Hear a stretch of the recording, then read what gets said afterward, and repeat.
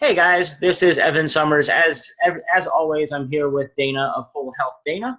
This is our weekly essential oils class. This week, I'm pleased to also have Jennifer, my lovely wife, in the house with us as well, who has supported me in doing and creating this class that we're going to present for you today as well.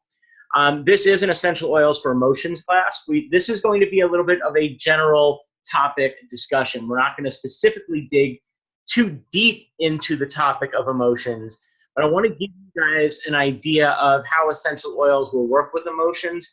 We're also going to go through some of the information on how our body processes oils, how our body processes emotions, and kind of compare some of that to pharmaceuticals as well, because I want you guys to have a full understanding of how this whole process works.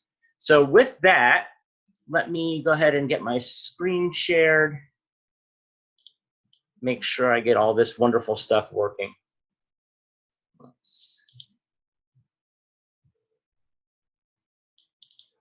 All right. You guys can see that, right? Okay. So, right off the bat, I want to start with some statistics. Statistics that I found quite startling for myself, so I felt the need to share. 45% of Americans have been diagnosed with at least one chronic medical condition. That's a diagnosed chronic condition that, according to medical science, has to be controlled on a regular basis with some type of medication. 40% of Americans over the age of 60 take 5 or more prescription medications. When you up that from 60 to 70, that number doubles from 40% to 80% in a matter of 10 years. And the medications jump from 5 to 8. So 80% of Americans over the age of 70 take 8 prescription medications or more. On a personal note, my mother takes 3 different blood pressure meds, and we can't figure out why. So these statistics are staggeringly true. Spending on prescription drugs has gone up 600% since 1990. Now, that's just the spending on the drugs. That's not the use. Use has gone up even more. When you factor in what we looked at just a second ago about the number of elderly Americans taking prescription drugs, remember that their drugs are often highly discounted or free with the Medicare plans. So that's not even taking into consideration what the base costs of their medications would be. Even more staggering, between 1995 and 1999, antidepressant use in children under the age of 6 has increased almost 600%. Now, I don't know about any of you guys sitting here. I was not depressed at 5 years old. I don't know anyone who was clinically depressed under the age of 6. But this is what we've been facing. Now, that's the most recent number I could find, was between 95 and 99. I could only imagine what it would be at, looking at the 2000s up to 2010. So I wanted to give you guys an idea of how oils work in the body compared to pharmaceuticals. Now, I'm not going to dig too deep into this big slide, but what I want you to recognize are the shaded areas at the bottom. Essential oils are easily handled by the body. They're metabolized by the body. When an essential oil enters your body, it conveys the information it needs to the cells. The cells then hand that information to the kidneys, the liver, and other parts of the body. And then once the beneficial use of that essential oil has been exhausted, the body exits the process through the natural waste system, and the use of the essential oil has been completed. Drugs, on the other hand, are like little soldiers that are programmed like robots to carry out a particular action in the body. whether you can benefit from it or not. In addition to that, even after completing the task of getting you well, so to speak, that particular drug will continue to interact in the body in the way that it's programmed to do, far beyond the usefulness into an area where you're already feeling better, but it is still impacting your cellular structure. Because the body doesn't know how to exit that synthetic material out of the system, you find that the body then stores all of that synthetic material in places like the liver and the kidney, and other parts of the body where you're just unable to get continued benefit. All right, so this is how smell and aromatherapy works. And I want you guys to pay close attention to this, because we will revisit this slide again later in this presentation. I find some of this truly fascinating. Smell is the only sense in the body with a direct connection to the brain. It takes approximately half a second for the brain to process an aroma. It takes almost a full second for your body to process pain. So you will smell the fact that your flesh is burning before you feel the pain of your hand sitting on a hot stove. The sense of smell is 10,000 times stronger than the sense of taste. That's why a big component of cooking is aromatics, because you smell your food before you ever taste it. Even if you're the type of person who can't actively smell something, the benefit of aromatherapy can still impact your cells, even though you don't recognize the fact that you smell something. There are more neural connections, more connections between your nasal passage and the brain than there are between your eyes and the brain. The limbic system, which is the part of your brain that recognizes aroma, is like the router of the brain. That's what sends the beneficial properties of essential oils, the beneficial nature of aromatherapy throughout the rest of your body. The limbic system determines where that aroma needs to impact the body. And these next two are a big part of tonight's message. It's the strongest trigger of memory, and it instantly impacts your emotional balance. And that's important to realize. Think for a moment about certain smells that you have recognized throughout your life. Think about the first time you opened the window on a spring morning, and that smell of everything being new and fresh and renewed. The smell of fresh cut grass. The smell of Christmas morning. Your grandmother's perfume. I'm sure every one of those can bring back a memory of some kind. That's where the emotional balance comes from. The fact that you can associate an emotion to a smell is very strong. By the same token, negative emotions can also be carried by the memory of smell.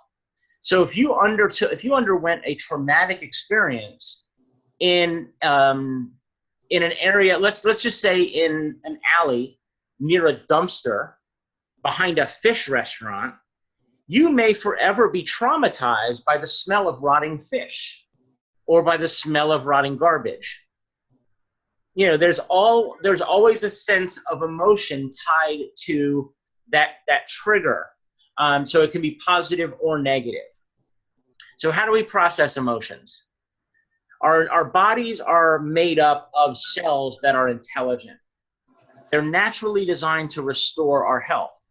That was mentioned in the drugs versus pharmaceuticals slide earlier. But our emotions carry they carry information and bind to our cells. They get into the cells and they can impact cellular function as well as cellular behavior. There is a definite tie between emotions and physical health. And when we get to the Q&A part of this, I'm actually going to bring up a slide for you that's not part of this. It's going to show how some of those emotions can impact physical health. But they work inside the cell. So if you're feeling bad, you can actually negatively impact your ability to remain or get well. If you mire in depression, you may also find that you get physically sick more frequently, harder to break free of the funk, because you're carrying that negative information directly into your cells, so it's impacting your health. So by the same token, essential oils also react chemically with our cells. They bind to the same cell receptors, they penetrate into the cell walls, and they help impact the cells from the inside out. That can also impact those cells in the same way that emotions do. So as you start to improve the emotional balance, you're improving your cellular structure, you're improving your overall system health. So once we often recognize emotions strictly in our mind. We don't often think about the fact that we can feel and truly process emotions throughout the body. There's a theory called the three brain theory. It's actually a little more than a theory now. It's been scientifically shown that we have neural processing functions across our entire body. Now, when I point this out, this is all going to make sense. But when I say three brains, you're probably thinking this guy is crazy until we point out the three brains. Of course, we know the mind. That's logic, that's intellect, that's our subconscious. It directs 90% of our behavior. Then there's the heart. That's your intuition. There are more pathways that run from the heart to the brain than there are from the brain to the heart, which is why we often make stupid decisions based on love or based on lust or based on just, a feeling that something may be right, even though in your brain, logically speaking, you shouldn't make that choice. Ever heard the term the heart wants what the heart wants? That's where some of that comes from. And then, of course, the third brain is that gut feeling. 90% of the body's serotonin is produced in the gut. That's that gut feeling, that, oh, I really want to do this kind of, that drive, that desire. So your three brains process every single life experience. When they're all tied together properly, communicating properly, you're well. There's a strong connection. You're unbroken. You can process your emotions more easily. If you start to get into a funk, you can break free more easily. Then life takes over and you get pulled in a million different directions and you start getting haggard and you start falling apart and you start getting overwhelmed. So that leads you to trying to process. And now all three brains start working against one another. You're not getting that same balance. You're not working in harmony. Your brain wants to figure out what's going on. The heart starts to feel overwhelmed. And then you start getting that sick feeling in your stomach because you feel like you're not making progress and now you're stuck. Then you start to react. Well, there's some of the physical reactions, right? You start getting a headache. You start feeling conflicted. You don't really know what to do.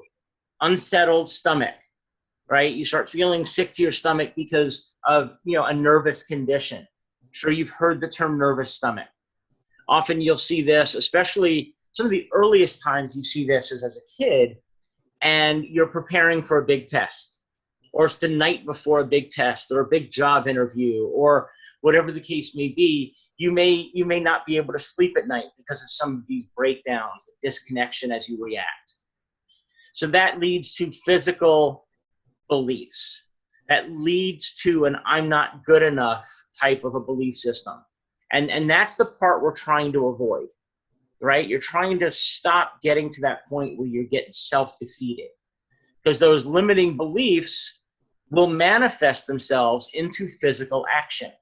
If you believe you're not good enough, you're not good enough. But you are convincing yourself of that. I've put out a meme quite a few times that, and it's a great quote that I don't even know who first said it, but it's whether you think you can or you think you can't, you're right. Because it all comes down to what you believe and how you react.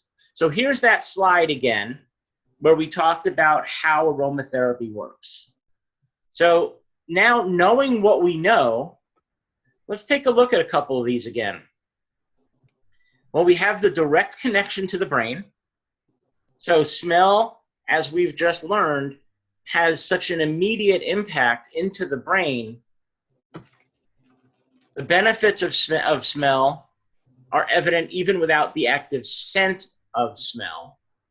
So you can still impact your emotions without feeling that you're smelling anything. And it can instantly impact your emotional balance. So this slide becomes very important because you start to review some of the things that we talked about in regards to the way aroma can impact emotion. All right, so we've discovered how emotions work with our three-brain balance. Let's take a look at oils. Let's see how we can bring back some of this balance. I love this graphic. If you take a look and study this particular graphic, notice all of the emotions, all of the moods that are on this one particular slide, they're all negative. Well, that's because we're not worried about trying to offset a positive emotion, right? Nobody is rushing to pick up essential oils because they're too happy, or they're too jovial this week, or whatever the case may be. But for somebody who's feeling anxious, you can see that anxious is tightly tied to mint. So if you're feeling anxious or you're feeling insecure, if you diffuse peppermint or spearmint, you can help ease some of those feelings. If you're feeling sad or you're grieving, diffusing or applying a tree-based essential oil like cypress, like white fir, things like that will help ease some of those feelings as well. There are some emotional aromatherapy kits that combine some of these. If you're feeling multiple emotions, so if you guys have ever seen a color chart, you can easily combine multiple essential oils that will work synergistically together that can help you with multiple emotional states. Now, in reference to a color chart, the way color charts work is similar to the way this works. So, for example, when you look at mint, your mint essential oils will combine best beside their partner or across from their partner. So mint and grasses or herbs will combine very well. So peppermint and cilantro, for example. Peppermint and oregano, great combination. By the same token, you can also combine mint and citrus. You can also combine mint and florals. All of those will come off very well together. Now, that's not to say you can't combine mint and spices and mint and trees. Some of those are some great combinations, but they may smell a little disjointed at first, if that makes any sense. But I absolutely love this slide because I love looking at the idea that, if you're feeling worried or you're feeling fearful, diffusing jasmine or lavender or geranium can help ease some of those feelings. So that can help bring back some of the balance. That's how the oils will help your body kind of break you out of some of that funk. Looking at what's been in the news over the past few weeks with all the tension going on and all the fear that's going through the news, this is probably a pretty good slide and some great information to share with friends. If you've got people who are hurt, who are fearful, who are worried, this would be a great time to introduce them to lavender or to jasmine or geranium or some of the other floral oils. If they're angry, if they're bitter, it's time to break out some of the grasses and some of the herbs to see if you can help ease some of that emotional discomfort. So that was the end of that particular one. Let me bring up Dana, if you want to unmute yourself and kind of prepare questions if you have them. And you can take questions in the meantime. I'm going to bring up the slide that I also have for you guys with the physical ailments that might show up in regards to emotional states. You had trouble getting that out. I'm trying to do 3 things at once, and you and I both know how that works. Well, I actually did have I don't know, I think it's a good question just because I've never thought to ask it until you were talking. You know, but we're always talking about how essential oils can affect emotions, but we always talk about it in a positive manner. Is there I don't know, chance or a way that essential oils can affect somebody in a negative manner as far as emotions go? There can be. Remember, every person's different. So the biggest thing to realize is that particular emotional trigger. If you have an emotional trigger to an oil, I don't care what oil it is, if you have an emotional trigger to a particular scent, then that particular scent may still trigger that emotional state. Whereas, you know, let's say everybody is calmed by the scent of lavender, as most people tend to be, but if you have a negative situation in your life that's tied to the scent of lavender, that could trigger that emotional state for you, and all of a sudden lavender could be a stressor as opposed to a relaxant for you. So that's usually the most frequent, and something our chiropractor likes to remind us of quite a bit. Your body remembers. Even if you don't, your body always remembers. So you could have an extraordinarily traumatic experience as a baby, as a toddler, as a child, that you may have completely blocked out as not even something so traumatic that it would cause a physical block in your system, but just maybe it was a minor altercation. You know, like for me, I've always had issues with dogs.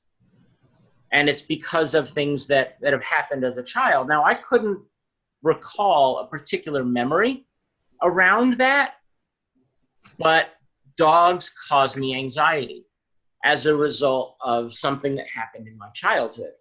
Because the body always remembers. Whether it's physical trauma or emotional trauma, the body will always remember, and those triggers will still ultimately be with you forever. Makes sense. Did you find what you're looking for? I did. All right, so I love to show this screen. I tend to share this emotional root page very frequently. It is so FDA non-compliant, it's not even funny. However, we're going to use this as an educational resource as opposed to anything else. So you guys can get an idea. If you are grieving, if you're fearful, if you're angry, it can lead to a physical response of increasing your aptitude to get seasonal allergies. It can magnify your seasonal allergies. Just strictly by grieving or being angry, holding on to anger, you're negatively impacting your system. And you can develop seasonal allergies more frequently because of that. If you feel judged, if you're anxious, it can lead to digestive issues. Sour stomach is a great one to reference in that regard. If you're fearful, if you're a perfectionist, it's kind of a no-brainer, can lead to sleep issues. You know, and then those sleep issues start to become other problems as well. You know, because when you're struggling with a lack of sleep, it can also lead to other physical ailments as well.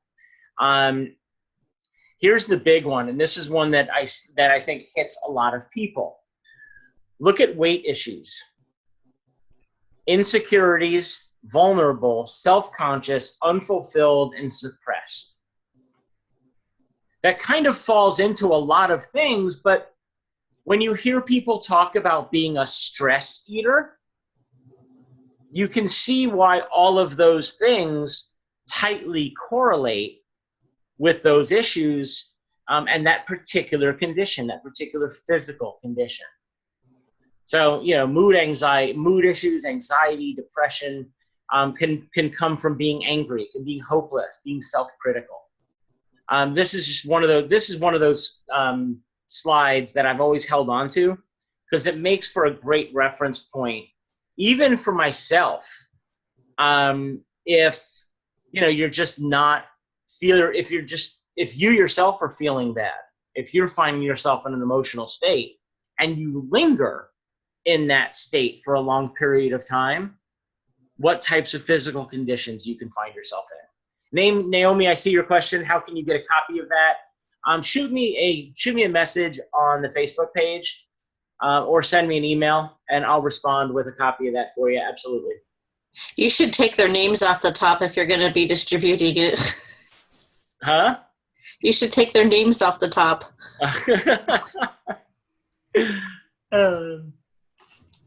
All right, so let's go ahead and open it up for questions. If you guys have any questions about this particular topic, we'll take a few questions about oils and emotions.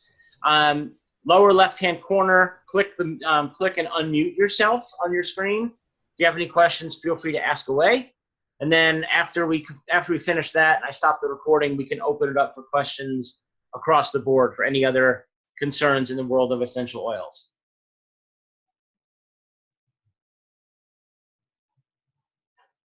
No questions? Was I really that good? You rocked it. Dwayne, if you're talking, I can't hear you. Gotta unmute yourself. There you go. There you go. You're unmuted now. Awesome, as usual. Thank you, sir.